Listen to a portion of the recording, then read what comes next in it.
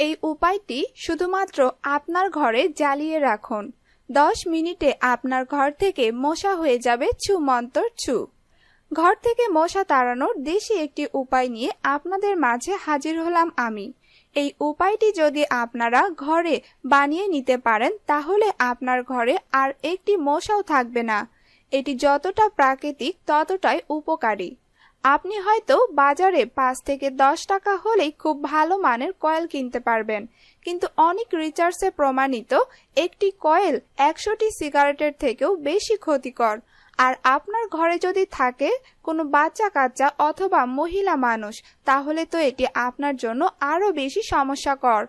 তাই একটু কষ্ট করে হলেও যদি আপনারা ঘরোয়া উপায়ে এটি তৈরি করে নিতে পারেন তাহলে মশা তো দূর হবেই, সাথে সাথে আপনার স্বাস্থ্যের কোনো ক্ষতি হবে না। অনেক ব্যক্তি আছেন যারা কিনা আলসেমির কারণে মশারি টানান না, সারা রাত কষ্ট করে মশার কামড় খেয়ে শরীরে ডেঙ্গু আনিয়ে ফেলেন। তাই আপনাদের মাঝে একদম ঘরোয়া একটি টিপস নিয়ে হাজির হয়েছি। এর জন্য সর্বপ্রথম আমাকে নিয়ে নিতে হবে কাঁচা রসুন। কাঁচা রসুন খেতে যেমন সুস্বাদু তেমনি এটি শরীরের জন্য অনেক উপকারী। এটি আমাদের শরীর থেকে বিভিন্ন ধরনের অসুখ দূর করে, পাশাপাশি আমাদের শরীরকেও সুস্থ করে তোলে। তো আমি এখানে 3 থেকে 4 টুকরো রসুন নিয়ে সেটিকে ভালোভাবে পেস্ট করে নিয়েছি। আপনি চাইলে রসুনটাকে ভালোভাবে টুকরো করে কেটে নিতে পারেন। তো আমি এখানে এই রসুনগুলো একটি মাটির বাটিতে রেখে দিচ্ছি। এরপর আমাকে এর মধ্যে নিয়ে নিতে হবে কর্পূর। ধর্মীয় বিভিন্ন অনুষ্ঠান অথবা পুজোর কাজে এই কর্পূর ব্যবহার করা হয়। এই কর্পূরের গন্ধ যেমন সুগন্ধি, সাথে সাথে এটিও আমাদের শরীরের বিভিন্ন রোগ দূর করে। তো আমি এখানে বাজার থেকে কর্পূর নিয়ে এসে সেটিকে রসুনের উপরে দিয়ে দিচ্ছি। বাজারে যদি শক্ত কর্পূর পাওয়া যায় সেটাকে ভালোভাবে ভেঙে গুঁড়ো করে নিন, তবে চেষ্টা করুন এই ধরনের গুঁড়ো কর্পূর কেনার। এরপরে আরেকটি উপাদান নিয়ে নিতে হবে, আর সেটি হচ্ছে দেশি ঘি।